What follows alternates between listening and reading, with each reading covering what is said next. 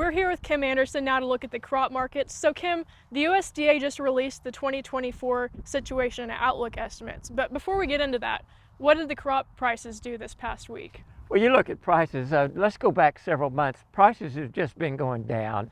Look at wheat, go back to October, we were up above $6. We come into Thanksgiving, that time period, peaked out around $5.80. We're down to around $5.30 right now. If you go out to the Panhandle, it's about the same price, slightly lower for current prices. Down in central southern Oklahoma, about 30 cents less than that. Forward contracting wheat for harvest delivery, about $5.20. Remember, the average wheat price over time is about $5.80. Looking at corn, December corn prices were $4.70. They're down off about 50 cents, down to around $4.10, $4.13 right now.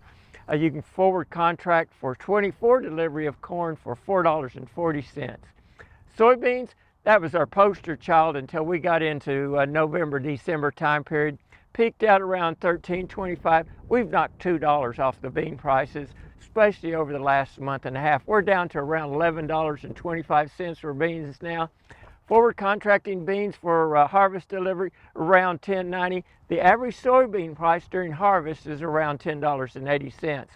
Cotton prices have been going up. We're up to current cotton prices on the board around 94 cents. Take off 2 or 3 cents for that, you got around 91 in Oklahoma. For 24 cotton, 84 cents on the futures market.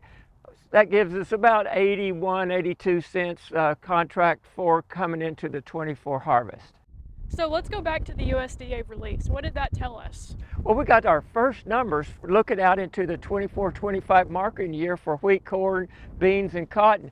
Let's look at all the numbers for wheat. There's a lot of numbers here. Planted acres, 47.5 million acres compared to 48.8 last year, so down about 2%. Production, though, because we've got good weather right now, we've got moisture, the crop's in relatively good condition, around 1.9 billion bushels estimate compared to 1.8 last year.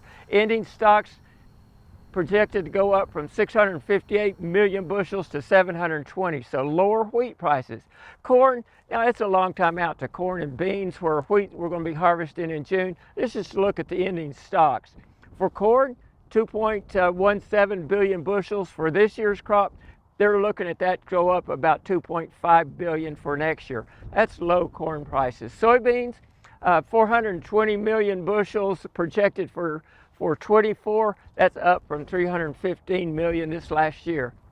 When you get into cotton, let's look at all of those numbers. Acres, 10.7 million acres. That's up from 10.2 million last year. Production, 15.2 million bales. That's up from 12.4 this last year.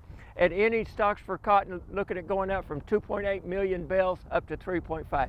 You would expect lower cotton prices, but what have we seen over the last week? We've seen those prices going up. Yeah, so how is the estimates going to impact farmers' decisions in the next few weeks? Well, farmers are going to look at the pre-release estimates, which we've been talking about, compare them to USDA estimates that was released yesterday. The whole market's going to look at that, and that'll give us a starting point for prices going out. There's a lot that's going to happen between now and the 24 harvest.